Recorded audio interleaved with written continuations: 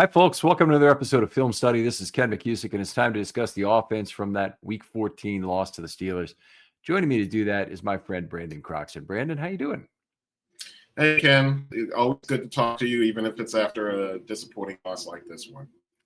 Certainly a bad one, a critical division game, a flurry of officiating controversy in this game. Just multiple calls that did not go the Ravens' way, rightly or wrongly. We're going to try and minimize the talk about that. I don't think you can really have a discussion about that game without some discussion of that, but we had some of it on the defensive show to be sure. I thought, if you're looking for some positives for the Ravens, they did make kind of a game comeback on offense from quarter two on. And then on defense, certainly in the fourth quarter, they played very tight defense and stopped the Steelers three consecutive times with 3 and outs. But from beginning with the last drive of the second quarter, they drove down the field and got into the red zone every single drive, with the exception of the last one when the clock ran out on them. Right. Yeah. I think it was really encouraging to kind of see, pretty much the end of the first half through the rest of the game. The offense really looked like a traditional Ravens offense. They were moving the ball. They were moving the ball, running the ball, and passing. It was a good mixture. Lamar got a little bit more involved with designed runs. He kept the ball a couple of times on the read option, which we have seen very little of these last few weeks. And, that kind of opens up, for the running backs. It opened up holes for Henry, and even on the big play with Keaton, whenever Lamar's an actual threat to run the ball, that's really when the running back, it opens up for the running backs, and you really see a dynamic running game. So that was encouraging to see. Lamar's still not there passing yet.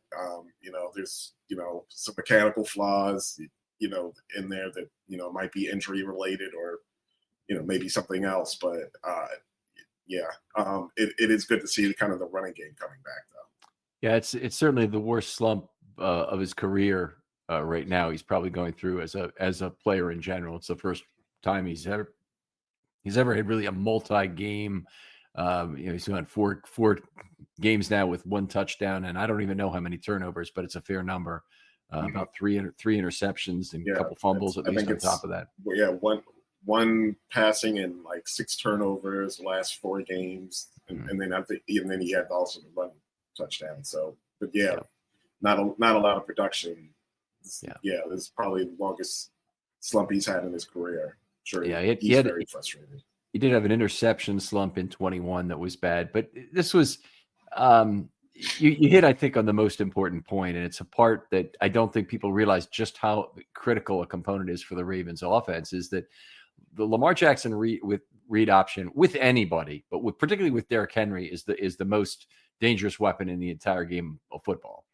When it's with anybody, it's one of the more dangerous weapons in all of football. Lamar makes every running back better, and he just is not making running backs better this year because other teams are not respecting his running ability. They're crashing automatically on Henry because they know that's where the ball's likely to end up. And Lamar hasn't been making them pay for those decisions up front. The read option is a way to take an additional defender completely out of the play. In fact, really 2, because you have an unblocked guy that has to commit, and then you have another guy that has to really be assigned to Lamar.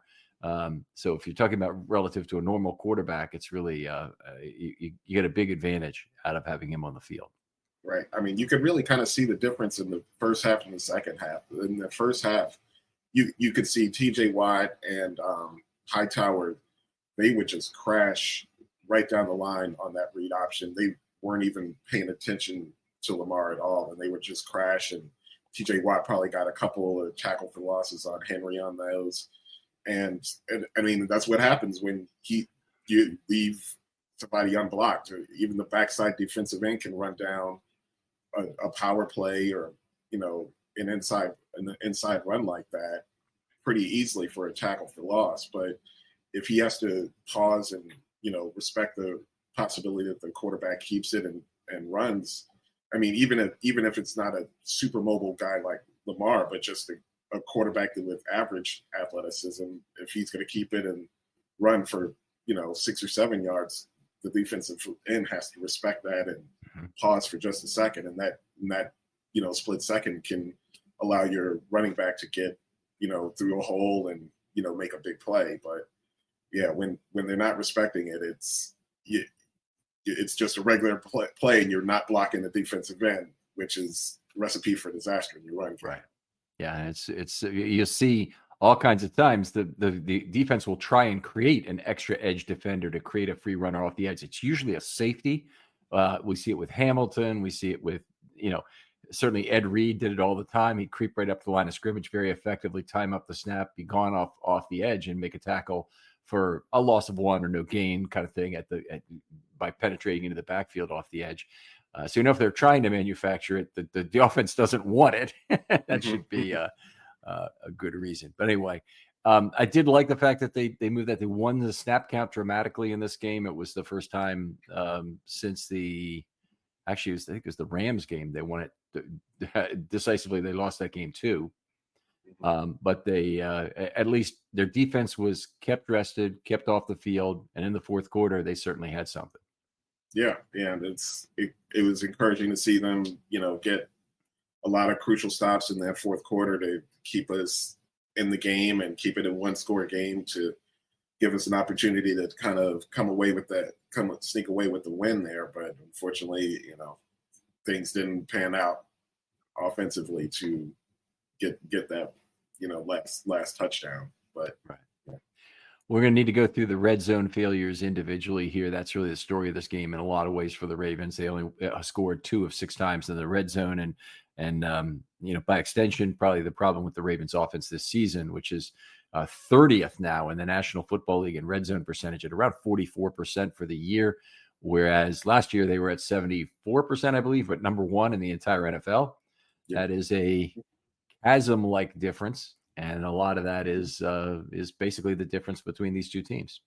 Yeah, I mean, that explains really the difference between last year's team and this year's team. It's being able to convert touchdowns in the red zone is vitally important. They were great at it last year, and they've been pretty poor at it this year. And, for a variety of reasons. I mean, like we were talking about, Lamar being injured and not being fully healthy is a big reason, a big part of that. But there's also, failures all around on the offense to go with it too.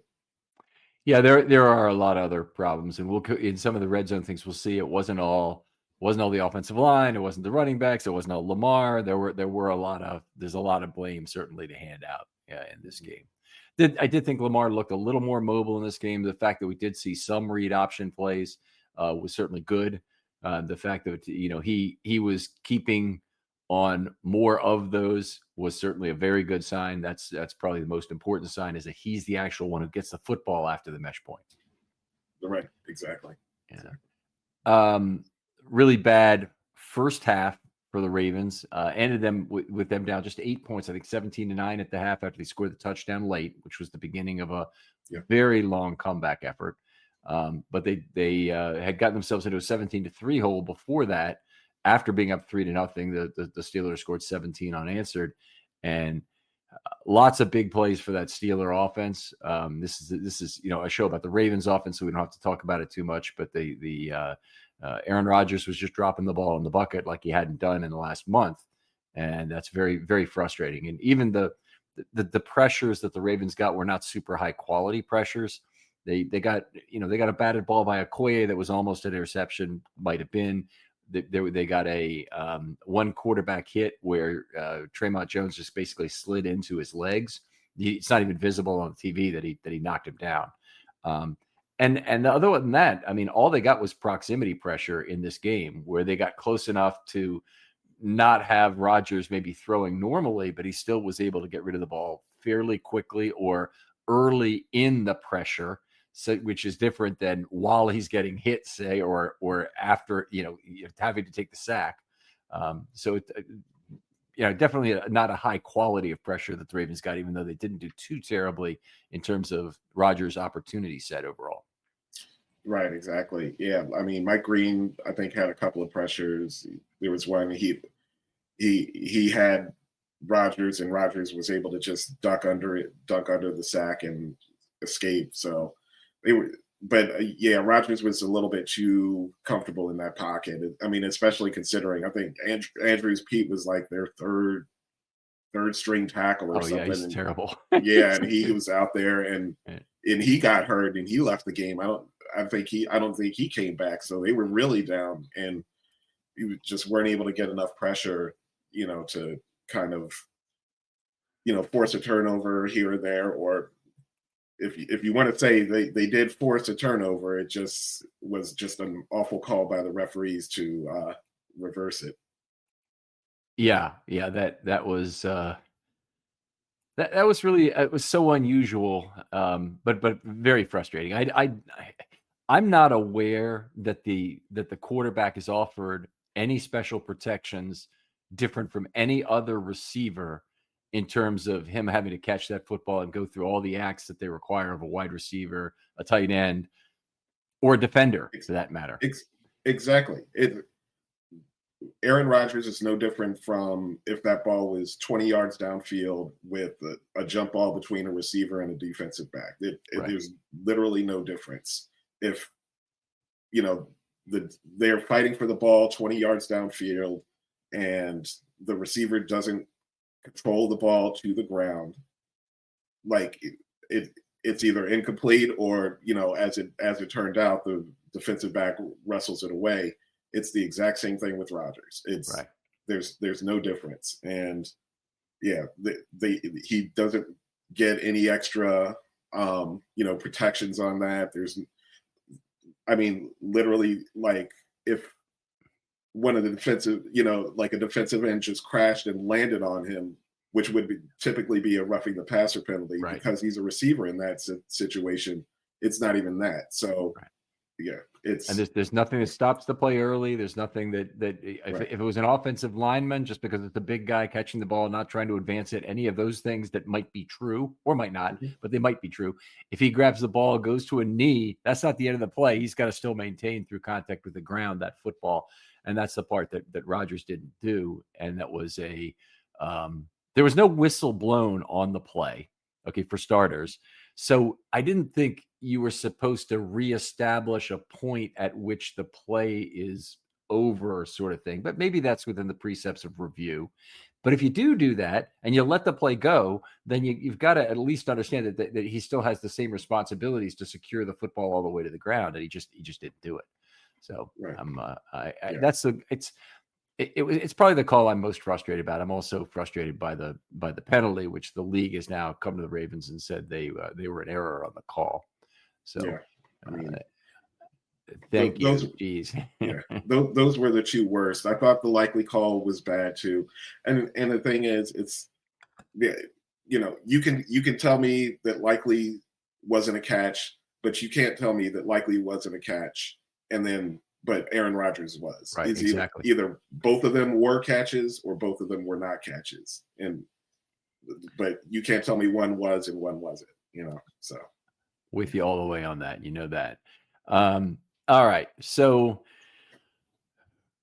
the Ravens are now a marginal divisional underdog. They still do hold their destiny in their own hands. If they win the next 4, they win the North, which is still, that's a good place to be. We hope that they can maintain that, because a loss to the Bengals right now would be utterly devastating, because it would effectively mean they'd need to catch up an extra game on the Steelers as well if they lost this. So they've got to win this, or then they're going to have to be depending on a lot of help. Either the Browns have got to beat the Steelers, which puts them back in the tiebreaker advantage, or the Steelers have to lose multiple games. Either it's going to be very difficult, obviously, if the Ravens do not beat the Bengals coming up this Sunday.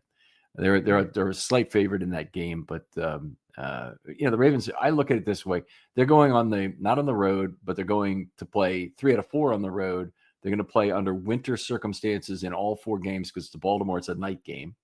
So they play Cincinnati. I don't care what time of day. You don't want to play in Cincinnati this time of year. Pittsburgh this time of year is awful, and Green Bay. It just doesn't get much worse for a Florida quarterback, I wouldn't think. I know he's got a great record, throwing all the ball all over the field and a lot of touchdowns and few interceptions, and a good winning record in December, but still. Right. Exactly. Yeah. This is, I think the most disappointing thing for me was these last two games, the Bengals game and the Steelers game, were both at home. Both are arguably the easiest games you had on your schedule, and a split would have been would have been acceptable. You would expect to win both of those games, and to lose both of these games is, pretty devastating. Devastating to obviously to their playoff chances. Now it's pretty much win the North or bust, and it's just it's really disappointing. Yeah.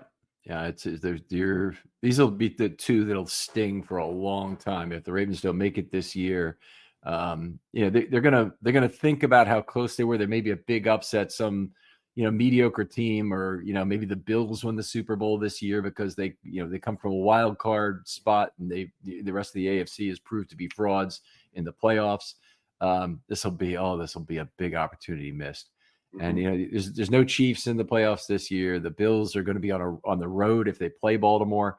It appears. The Ravens, obviously, if they win their 4 games, will have something to say about that, because they'll create an opportunity for Buffalo to beat New England in the division. But it still appears the Bills are likely to play on the road. Boy, was this an opportunity! Ugh. Yeah. Real disappointing. Yeah, there's I don't know anybody's a real believer in New England or Denver yet. I mean, obviously they've played really well. They have great records, but yeah, I'm not necessarily believing them. This should be 23 or 24 Ravens would be runaway favorites for the AFC. Right. This version of it is, we're hoping to just get in. Yeah. That's exactly right. And then open that. I mean, it was the 2012 Ravens. They were just hoping to get in, and they did, and then they made hay once they got there. But it is what it is. I don't know what's more bothersome of kind of the Ravens' big 3 problems right now, and I'm not including the offensive line in this. The offensive line, they could fix that, and it still wouldn't make the team right if Lamar remains hurt. If the offensive line played 20% better. Okay. If 20 points higher in grade level, let's say, meaning everybody's playing at a let's call it a B+ level instead of a C- level. Okay. It wouldn't make enough difference to make Lamar back into the player he was, unless Lamar's mobility is back. And that's where I think, 2/3 of the problems of the Ravens are. They lost consecutive divisional games, which is, the point you made, or that they're 6-7 now after the schedule they have played, which that of all the things, I think is probably the thing I'm least upset about. They did play a murderous first 6 games. It was a tough run, and Lamar being injured really skewered their chances nice and early of this. And they made a game comeback, big win against the Bears with Tyler Huntley. And you thought maybe, and they put together the 5-game winning streak, took the lead in the AFC North. I just didn't see them looking back from that point. And 2 weeks later, here we are at 6-7, having just lost these 2 games. Ugh. Right. Yeah. All right, let's move on. We'll stop wallowing on our own pity here for a while. Talk about winning the snap count. It's just their 4th game of 60+ snaps out of 13 games. The average number of snaps in the league this year is down a little, but it's still over 61. So, that's ridiculous. I mean, it shouldn't happen. It is funny that Pittsburgh is one of the teams that's actually worst. And I believe that they're worse in both categories, both offensive snaps and opposing offensive snaps. They're worse in both. And so the Steelers lose a big one to us, and they really have fallen into 1-32 or 32-32 kind of range for offensive snaps played and offensive snaps allowed. Right. Yeah. And it's it's really surprising and disappointing, because this is the team throughout Lamar's tenure has generally significantly outsnapped their opponents. It's been one of the trademarks of this team, is being able to run 65, 70+ plays, outsnap the team outsnap the opponent by 15 or 20 snaps a game. And it's been totally flipped this year. It's, this is bizarro Ravens right now with everything that's going on. Yeah, it sure is. And it's very frustrating, no doubt about it. Series efficiency, which has been, drive success rate is, they call it DSR. I don't like that because it's really series success rate is what they measure with DSR. And that's the percentage of times that you get a first down or a touchdown on subsequent to every first down you get, including a new possession of the football to start a drive. And the Ravens had been, they've been around 71%. This game, they were better, and it wasn't bad. That certainly wasn't the problem in this game. Let me put it this way. They moved the ball well. They ran the ball very well in this game. A lot of carries, I think they ran the ball 40 times in this game for 5.4 yards per carry. So no problem. That's Ravens football. That's what we want to see. The Steelers didn't look big enough to stop the Ravens. Patrick Queen, contributed his normal 4 missed tackles in the game. Their defensive line in a lot of ways was not big enough.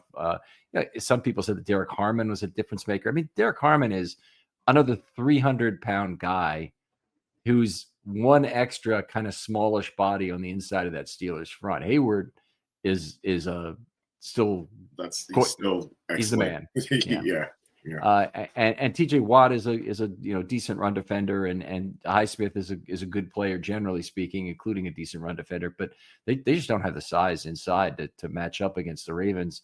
And the Ravens were getting really good push on that first drive. You could see.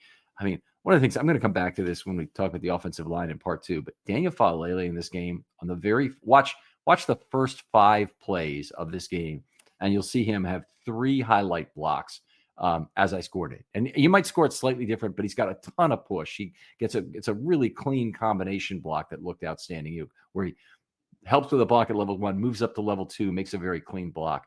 And he had another one that he just pushed his own guy 10 yards off the line of scrimmage, which that just really does not happen. But it was Yaya Black on the 3rd play of the game, which is a 6-yard run. He pushed Yaya Black 10 yards, off the line of scrimmage, which is very, very unusual in the NFL these days. You just don't win your one-on-one matchups like that.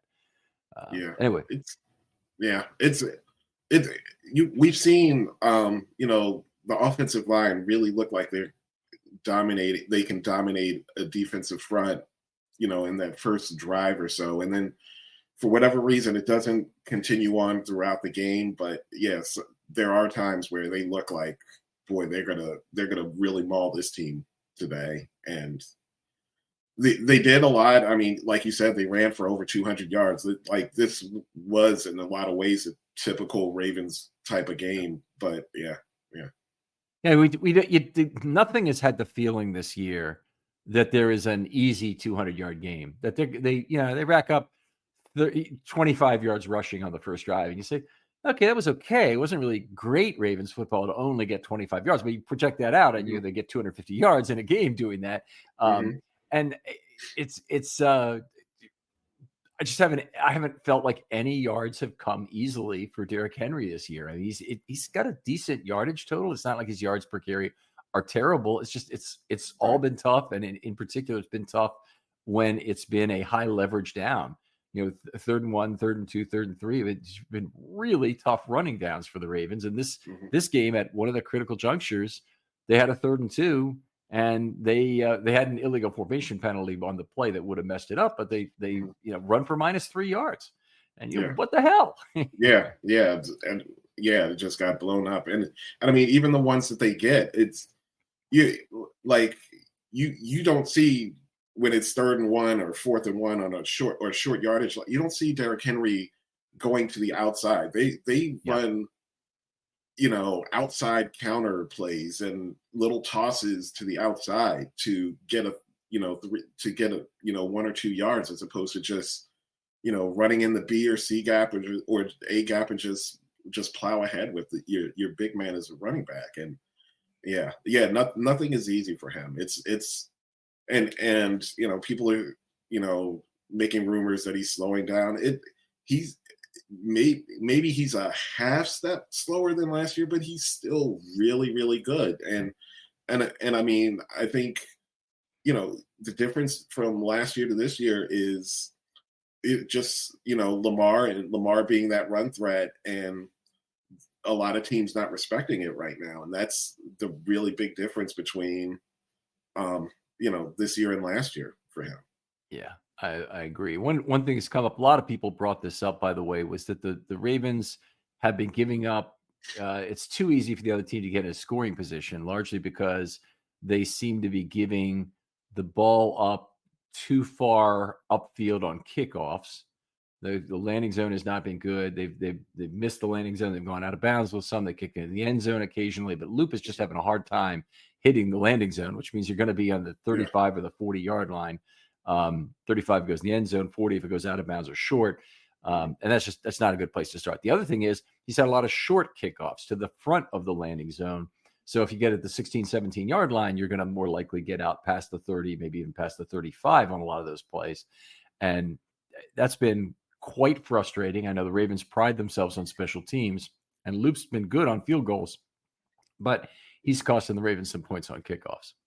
Yeah, I mean, when you're setting the team up at the 40-yard line, I mean, the way these kickers are, that's only, 2 first downs, and they're in field goal range. I mean, kickers are hitting 55-yard kicks like they're 45s down. Yep. And so if you 20 yards and you're in field goal range, and that's that you give up points that way.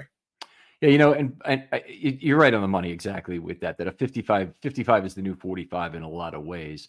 And it's, if there were no explanation for that, I'd be kind of skeptical and say, well, let's wait till December. Let's see how things go, blah, blah, blah, blah. But I'm not that way. I think it is related to the new K balls and the the ability to scuff those up differently, and the familiarity the kicker has with that ball, the comfort they have in terms of kicking it.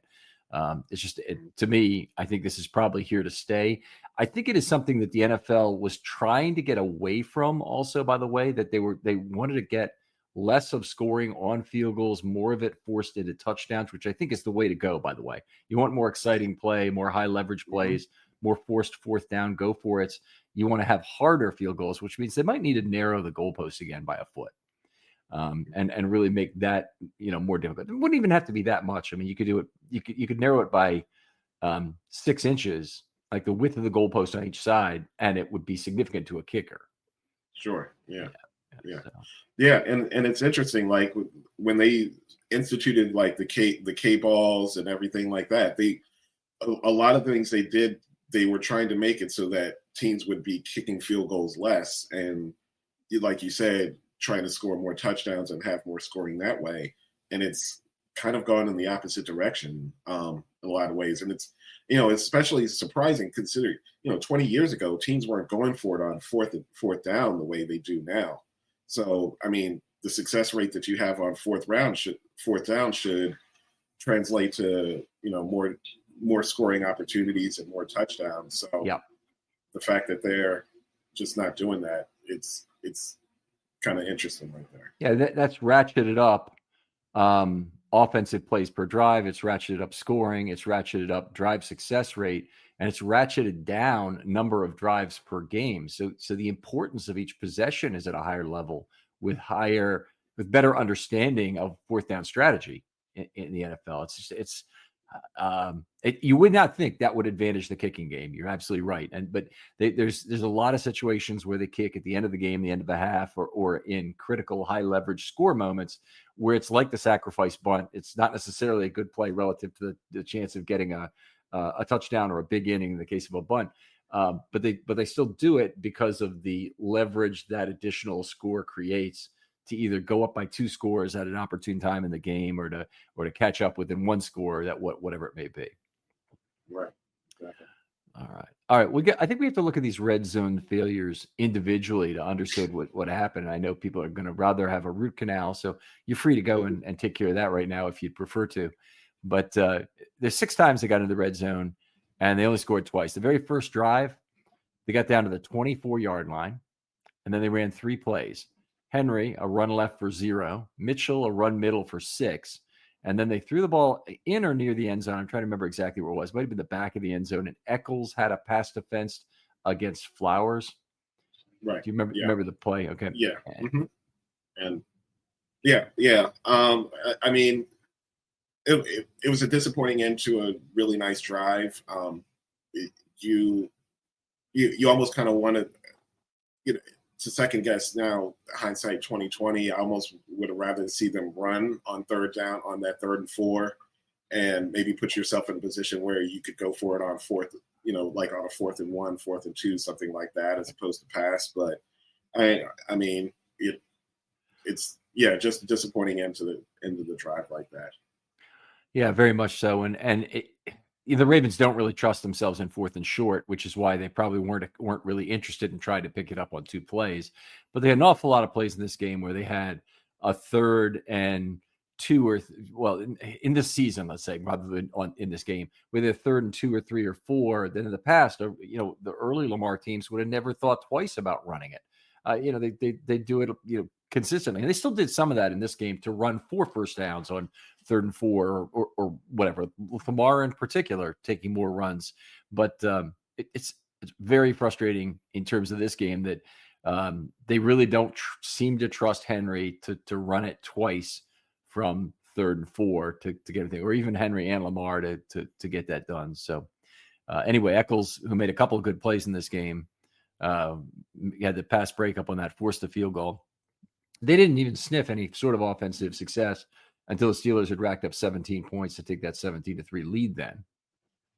Right. Very end of the half, they were in really a must-score drive because the Steelers were going to get the ball first in the second half. And they finally put together a pretty nice drive. It was a fairly long drive time-wise. Got down to the 6-yard line on 3rd and 6, and Lamar ran it in on that play for a score. That was a big sigh of fresh air in that stadium. I can tell you. Yeah, it really did reignite the crowd right at the end of the half there, and I think it was a nice breakthrough because I think a lot of in the first half, Lamar looked a little indecisive about whether to take off and run on a scramble or whether to pass. I mean, the interception that he threw, it looked like he was going to run, and then he was like, "Oh, I see Ali," and he just didn't get enough air on that ball to get it over the defender. It's just to see him even there, like he looked like for a split second he was a little like, should I run? Should I hold it? And then let me tell you about the online cannabis company that's changing the game, Mood.com. They created an entirely line of functional gummies. 100% federally legal THC blends discreetly delivered right to your doorstep. And here's the best part.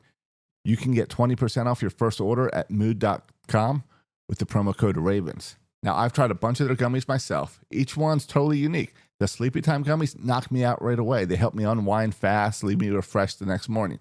The Epic Euphoria gummies, they're perfect for when your day just isn't going the way you want it to go. What makes Mood special is how they pair the THC with natural herbs and adaptogens. You won't find blends like this at any local shop. They've got gummies designed for focus, relaxation, clarity, even energy, all made from cannabis grown on small, family-owned American farms. No pesticides, no shortcuts, just high-quality weed you can trust. Plus, Mood backs everything with a 100-day satisfaction guarantee. So head on over to Mood.com, check out their amazing selection, and don't forget to use the promo code RAVENS at checkout to save 20% off your first order. He took off, and it was the hole was wide open for an easy walk-in. But yeah, I think hopefully, I hope that if we really kind of see the Lamar that we're used to for the rest of the season, I almost would consider that kind of the turning point of his whole struggles into our old Lamar. That's a bold move, Cotton. Put in the that line from the Underdogs, right? What's the movie they played? Dodgeball. Yeah. Yes. So the stake in the ground in the middle of a loss is the turning point of the season. So that could be good. I'll go with it. So after the half, the Steelers scored again to go up 20-9, and then the Ravens got the ball and they did drive down the field, finish it off with a touchdown pass to Likely on 3rd and 4, 4-yard pass. So you can notice a common theme is that they're succeeding at the last moment on these 3rd and 6, 3rd and 4 plays, as opposed to getting an explosive from outside the red zone somewhere or whatever. They have to get it right down into the goal line to have a chance to score. Right. Yeah, exactly. Like, kind of they haven't been getting as many of those big explosive runs or passes as they typically get. So a lot of these drives are kind of more plotting and, taking more plays and needing to convert more third downs. And they did very well in, making a big play on third down to get that touchdown. All right. The Steelers went up then. Let's see. They went up 27-16, which was their biggest lead. After the 17-3 was their biggest lead anyway. And then the Ravens still had 3 more times where they got into the red zone. So the first one, they got to the 16-yard line, and this was early in the fourth quarter. Henry ran right for 1 yard. Then they had that funny play where Ali wasn't sure if he went down or not, and so he continued the play. By the way, that's a very smart play by Ali there, because if he can get the call wrong on the field, then the Steelers might have had to use their final challenge because they blew their first challenge. Mm-hmm. So it would have been a really good opportunity to deny them any further challenges in the game. But anyways, correctly ruled only a 5-yard completion. And then there's a 3rd and 4 came up. Critical play on the left side. Bateman, I'm not sure he would have walked in for the touchdown, but he definitely would have had the first down. And he was already looking to turn the ball upfield. Ball glances off his fingertips. Just it wasn't a question of being out of his catch radius or anything. Very easy catch, and he was in stride when he did. He just needed to secure that football, turn north, and he'd had a first down. Probably would have been tackled at about the, maybe the 4-yard line or something. It'd still been 1st and goal from the 4, but would have been a first down. And Davis had a frustrating season, obviously, in a lot of ways. Nothing like last year. That was one of the low points, I would say. Yeah, it's really rough. I mean, it was very easily caught. It was just a concentration drop. You definitely get the first down there. Really, if he just put on a stutter step, he probably goes into the end zone really easy, because the cornerback was the only person that was covering him, was the only person that had a shot at tackling him there. And just a drop. And it's kind of indicative of what this team has been. I can certainly understand he's been frustrated. He gets very few targets and not, a lot of big play opportunities like last year. He would be down the field catching a lot of big, deep balls and making a lot of big plays. And it just hasn't been the case this year to really even get that many opportunities to catch it anywhere, let alone make some big plays. I hope there's nothing wrong with Bateman, the teammate, Bateman, the focused football player at this point. The Ravens have him signed for a long time. He signed for the Ravens through the 2029 season on what is a very team-friendly deal, but it's only team-friendly if he's actually a good player. If that has changed, that's a big frustration. And we've seen now several Ravens players over the last 15 years throw their careers away on some really bad habits, and the most recent one seems to have just happened with the finally the suspension going into place for, I believe, the events of this offseason for Ben Cleveland, who I don't think will ever play again for the Ravens. He's suspended for 3 games. They have 4 left, and they have the playoffs. So I guess in theory, if the Ravens were really desperate, they might go back to him as a guy who would sit on the bench. But they had him inactive before this suspension anyway. So I suspect that the confidence in him has dropped to a new low, if that's even possible. Sure. Yeah. He's been inactive these last couple of games. At this point, obviously Emory Jones has passed him on the depth chart. It's just time to move on. You have to really, you have to get younger or cheaper at that position, and probably both. And that means probably using a draft pick and, trying to develop another guy that you see some potential in. Yeah, and that's a really key point you make, because it's not just the fact that they could probably get Ben Cleveland for cheap next year, because I think they could probably get him at pretty much the same price they got him this year. He hasn't played. He's got this DUI hanging over him. I don't think there's a lot of people going to be impressed by him if he goes to their facility by anything but his size. So it's really a matter of is there a team willing to take a chance on him that's more desperate than you? But I think it probably is not. And they could bring him back for $1.3 million or whatever the vet minimum would be.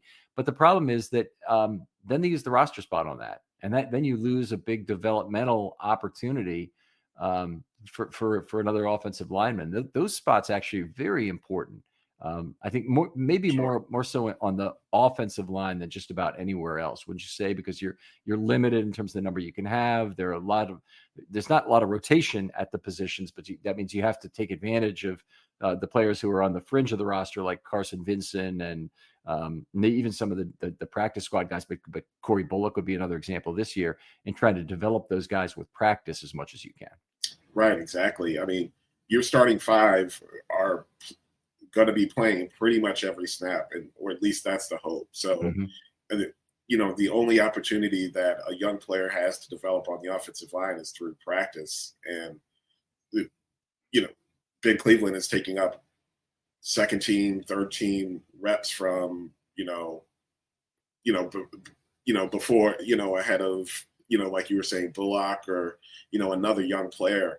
And, you're stunning the growth, and you've pretty much exhausted any and all potential with Ben Cleveland. Like, he is what he is at this point. He's a backup friend. He's a fringe backup offensive lineman at this point, whether it be here or anywhere else. And I mean, it's seemingly like he's heading towards, 1 foot out of the league entirely, the way it's going now. And now he's with the suspension and things.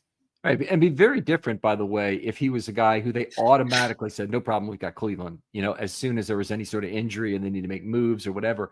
That guy's always been McCary in the past, was always the trump card. They would play it, whatever, move the slots around and make use of his versatility.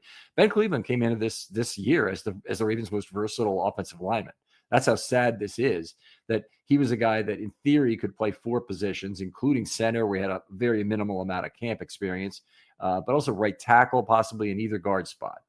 Mm-hmm. And they've never acted like he was an alternative to what they had at either guard spot, even though, they can't be fully happy in either case with what's going on there.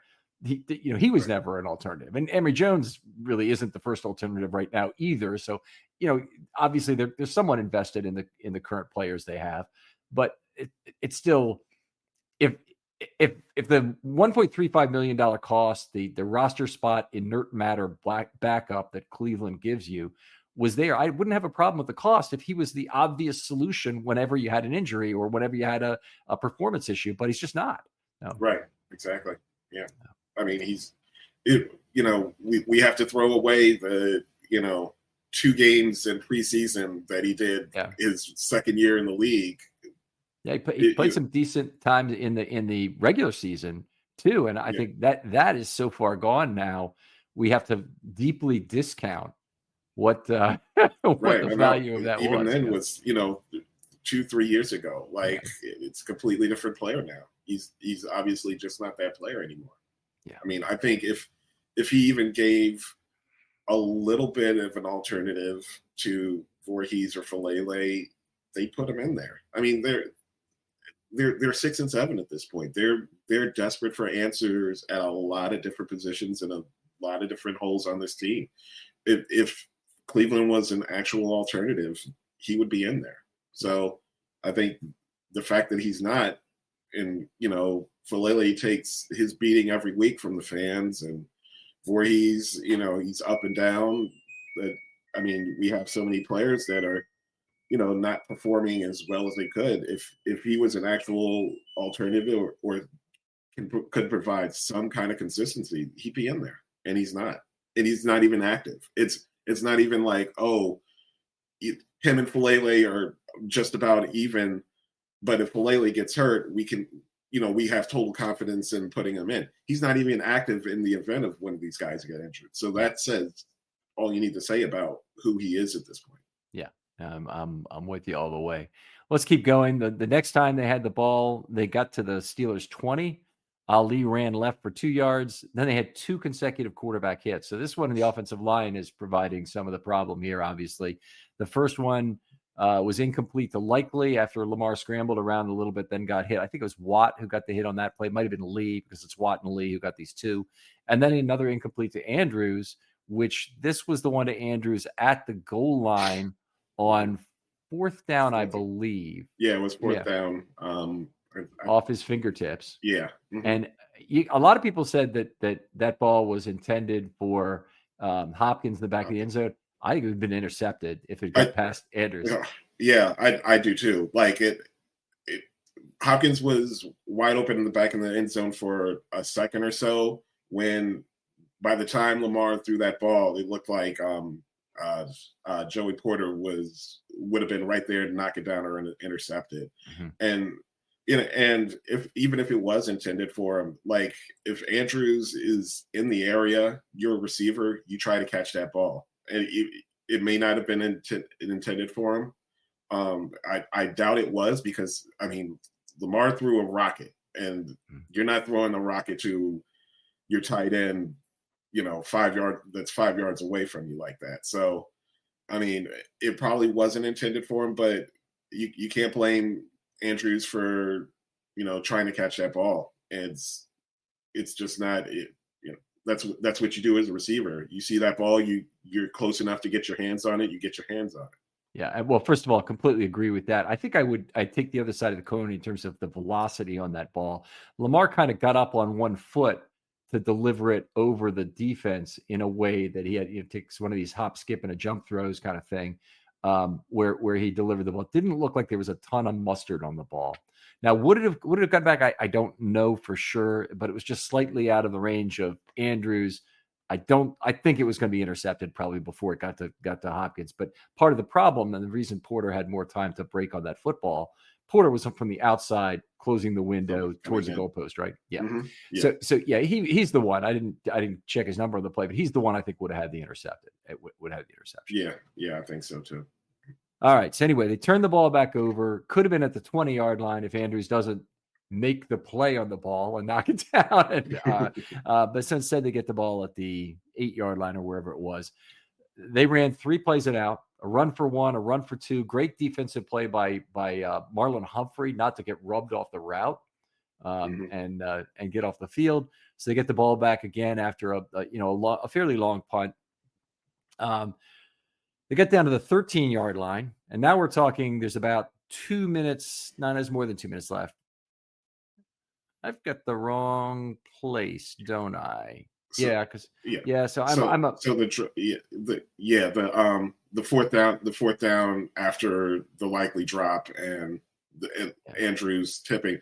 The following play, they got the 3 and out with Marlon Humphrey, and that was right before the 2-minute warning. So the previous play after the Andrews tip, they actually had another field goal to cut the lead to 5 at 27-22, because they made it 27-19 after the Bateman drop and 27-22 after the Andrews tip drop.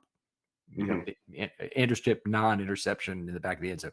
Okay, so anyway, they get the ball back again after another 3 and out, incomplete on they get to the 13-yard line, incomplete on the reverse TD to Likely. So that was ugly. Then a Henry pass right for 8, one of the real nice plays they had inside the red zone, which almost got him a first down, but puts them at this 3rd and 2 situation. They ran up the middle with Henry. Multiple problems. Ricard had an illegal formation on the left side because he's lined up off the line of scrimmage. He has to cover the tackle. There has to be an eligible receiver outside the tackle on each side. He didn't do it. And I don't know if it was entirely his fault because there was motion away from that side. But Brandon, with your understanding, I mean, the motioning player should have been already off the line of scrimmage and not somehow had a switch of off and on that occurred as they set to confuse the defense somehow, right? Right, exactly. So it was Ricard's penalty for sure, even though I'm not sure it was actually called on Ricard. It's just called illegal formation. And the problem with that penalty, this is the classic problem of why 5-yard penalties are not all created equal. If it had just been a false start, if it had only been a false start, the Ravens would have had another chance with 3rd and 7. 3rd and 7. Yeah. But they didn't. So that meant that the Henry RM3, which took it to 4th and 5, was accepted, and so they end up with only one chance. And this was the time when they had the Andrews tip in the back of the end zone for Hopkins. I'm sorry, I've messed up some of the order of events here, but sure. But that's what happened anyway. Then they got another opportunity, but had a pretty long punt. Wester only a modest return, and then they had a big penalty flag on the punt itself, which Ryan Mink has had some videos out there. The flag was thrown from 40 yards away, maybe, in terms of where the holding call was relative to the official. So it was. I always get the judges wrong, but it was a judge on the side. So I believe it might be the side judge, but he's way down by the essentially the punt return man, threw the flag at one of the gunners, one of the jammers, basically, who was probably 40 yards from him as he threw the flag. Yeah. Excuse me. Sorry. Hey, take your time, my friend. If you need a drink of water or anything, I can keep it going here. All right. Yeah. No. So I think because Western caught the ball at the 37 and they spotted the 37. He returned it to the 43. When it's a hold, and it's during the kick, it goes back to where the returner catches the ball. So he caught it at 37. So it's essentially like a dead ball right there, and then they move it back from there. So 16-yard foul effectively in terms of the loss relative to that, and really did not. It's very difficult to see any kind of a hold on the play, and you won't necessarily see it on all 22, but it was frustrating play again. Mm-hmm. All right. So then on that last 2-minute drive, now I know you wanted to talk about this very inefficient drive. Now, part of it was they had to start at the 17-yard line, and they needed to go 83 yards. So that made the minute and 56 more of a factor than it otherwise would be if they had started at the 43. That's a very manageable field for a minute and 56. Mm-hmm. I mean, talk about a little bit of the inefficiency. Even still, like you have a minute 56 and a timeout left. That's plenty of time to get down the field. They move themselves back. They got a holding call right on first down to make it 1st and 20. The play calling and the decision making, I guess, for Lamar to basically throw 2 checkdowns to receivers in the middle of the field. The first one, Ali caught it for like 4 yards, and then they had the throw to Zay Flowers, which I think was either 1 yard or 1 yard down the field or right at the line of scrimmage, and he ran for another 4 or 5 yards before getting tackled in bounds. Those 2 plays are unacceptable. Like, if you're going to throw a check down, the check down guy has to be able to get out of bounds, because the defenses will take a 5-yard gain and have that clock rolling every time in this situation. And so you had those 2 plays, and then you had Lamar with the scramble to get the first down, but he also stayed in bounds. So you basically, and then in between all of these plays, it took 20 seconds to get the snap for 2 of these plays to go. So they basically wasted a minute and 16 seconds to go literally a net of 12 yards down the field. It was a really bad. Flowers, I think, was set up on the wrong side of the field on one play, had to be moved, and that cost him about 12, 15 seconds probably on that alone. So the ugly play. Anyway, they didn't even come close. They did get the ball down to the 30-yard line eventually, so it didn't even get to the red zone on what looked like a drive. They might start at the 43-yard line. They came up very short. So frustrating final couple of minutes there.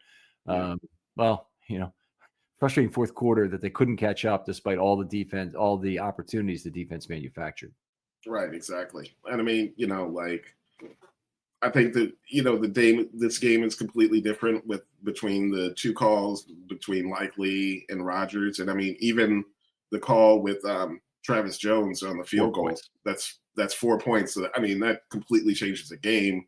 I mean, they'd have kicked for the win. You're driving for a field goal as opposed to a touchdown, and you at least got into Luke's range whenever the drive fizzled out. So, well, it's actually the previous drive. The previous drive that got to 4th down, they would have kicked a field goal to presumably win the game. So that too. So yeah, it's unbelievably frustrating. But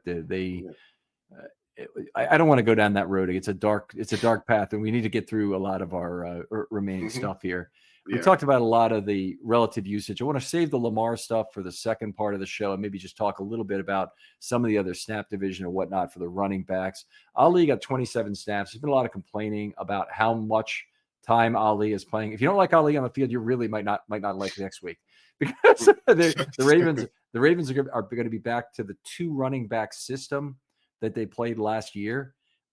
Mitchell, if he doesn't play, it'd be a huge loss if he doesn't.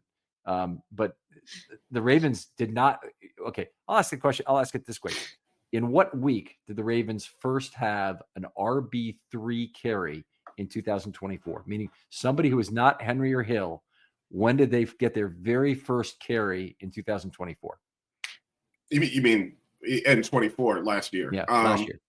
Yeah, it was something crazy. It was like week 10 or 11 or something, wasn't it? Okay, so week 10, Mitchell was on the field for a snap, and then week 11, I think he was on the field for another snap, and he might have had a carry, but then it got reversed by penalty. Anyway, the first official carry was week 15 for an RB3. Wow. So yeah. That's I mean, no Ricard, no nothing else. I mean, it was just crazy. That's wild. So, yeah. So and I mean, people that, want to talk about Ali getting on, he's earned the role as the passing running back. So he's done, pretty well. Like, I think that first game where he earned that role, he played excellent in doing pass blocking for Lamar.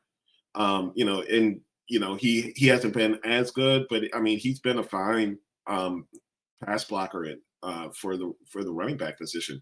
And one, you can't keep Henry in on all of these snaps anyway, even on passing downs, but you have to be able to have spell Henry, because you still want him to be running the ball, so you can't necessarily wear him down by pass blocking a whole lot. And when you're passing a lot and he's making blocks and everything, he's perfectly fine to be out there. You're on mute. Yeah, they missed so many opportunities with Henry in this game. Obviously, one of the big missed plays in this game was pass off the left side, little swing pass. Nobody's in front of Henry. And it's basically the same play as last week that he missed Mitchell on.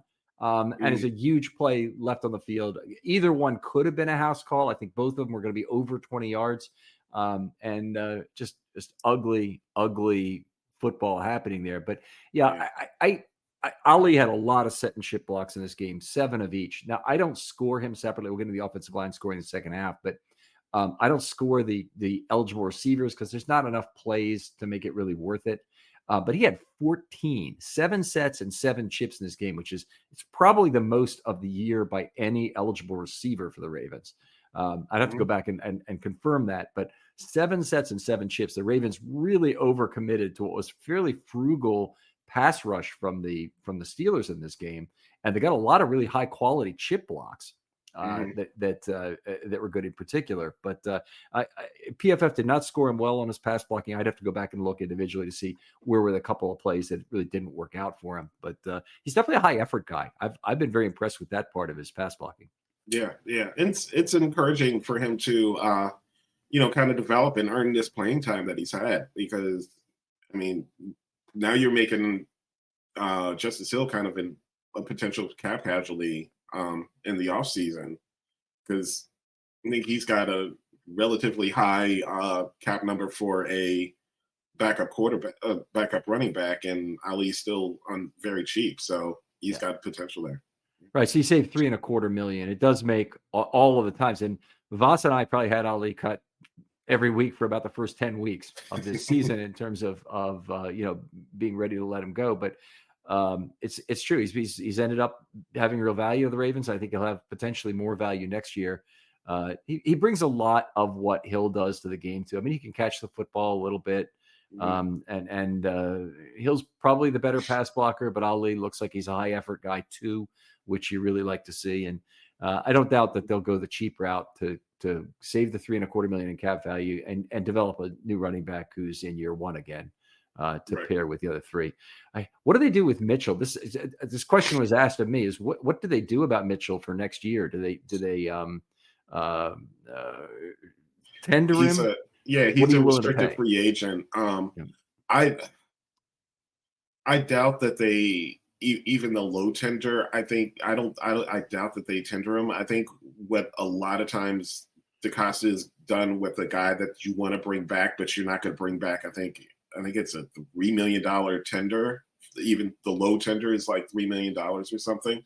As he works out a deal with that guy, for less than what that low tender would be. So I'm guessing that's probably what you're going to do with Mitchell. I really like Mitchell. Whenever he's on the field, he's an exciting player, but he's also proven that he can't stay on the field long enough to really be a dynamic playmaker, consistently. So, I mean, you have I'd love to see him see him come back. I'd love to see him, if he's going to stay healthy and be a playmaker. I'd love to see. Obviously, you'd love for it to be here. Yeah, I don't think you bring him back at the tender, and I think you just gotta work out a deal to bring him back for a little bit less. Yeah, he said he's been very much worth the money as a running back for his 3 years. His career success rate is 60.2%. 60.2%. That number is like I think Bijan Robinson set the all-time record for 300 plus carries for a guy at 60 point something percent last year. So it gives you an idea. The all-time record was Gus Edwards at 57.4% when he left the Ravens. That's the all-time career record in it. So he's had 93 carries as a Raven for 7.0 yards per attempt. He's been worth every dollar and more that they've paid him so far through 3 years. And yet that still has to be the question is, what can you do for me in 26? And if I'm Mitchell, I don't think I'm signing a 2-year deal with the Ravens. I don't think I would do it. I try and sign a 1-year deal and I try and maximize the dollars. And that's probably going to be the Ravens are going to be a place where he can really showcase himself with a healthy Lamar to get the biggest contract he possibly can after 26. And there may be some team that's willing to say, hey, you know what? Give me Keaton Mitchell 2 years or 3 years, $12 million or something right now. And he might jump on a deal like that.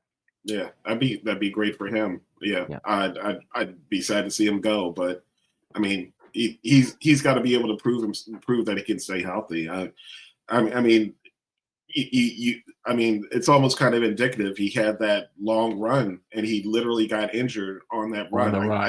I guess I couldn't tell exactly if it was during the run, and that's why he looked like he slowed down at the end, or whether it was on the tackle. But I mean, when he hit that hole, I was there. I was like, he's gone, and I was shocked that the I can't remember if it was corner or safety, whoever caught up to him got to him, because it didn't make any sense. He was gone. Yeah.